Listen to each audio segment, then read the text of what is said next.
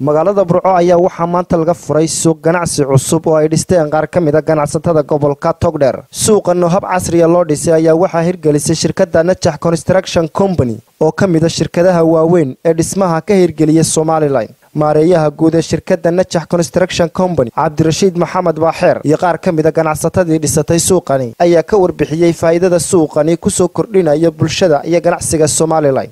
anagana farxad weyn bay noo tahay inaanu Ilaahay nagu astray nagu guuleeyay moolkii ay dawladda hoose dhulkiisa ugu deeqday ama ay ku wareejisay ganacsatadii reer Burco ee maal gashaday moolkan quruxda badan ee ay maanta wareejinayno. wuxuu leeyahay calaamad iyo astaan aad mudan in lagu daydo.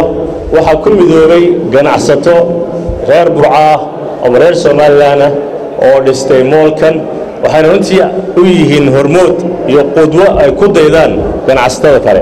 calaamada labaad uu leeyahay moolkani ama amaanta labaad uu leeyahay dhismihiisa iyo dhisaankiisa indhihiina idin macalina kuma yaala Somaliland mool sida loo dhisan gareeyay oo sida u dhisan wuxuu ka kooban yahay 430 meheradood 17 hoose 17 sare wuxuu leeyahay laba bridge wuxuu leeyahay 4 salaan islaafaya wuxuu leeyahay hall meeting hall meheraduhu mid walba waxay leedahay salaano gudaheeda looga baxayo oo aan u baahnayn inuu qofku meeladiisa dibadda uga soo baxo.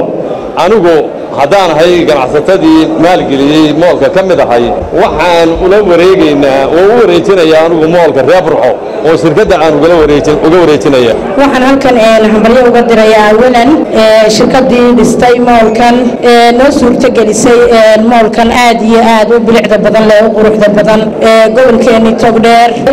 annaga gobolkayagu waa gobolkii Togdheer waa degmadii Burco waxaanu ballan ku qaadnay haddaan nahay ganacsatada gobolka Togdheer inaanu ka qayb qaadano quruxda gobolka Togdheer si aan u hagaajin lahayn. runtii Somaliland kama dhisna moolkan oo kale reer Burco ku faariya maanta inaan sameynay ganacsi ballaaran oo degmada Burco ka dhaxeeya iyo 3 suuq oo waaweyn oo bulshada reer Burco ay leeyihiin.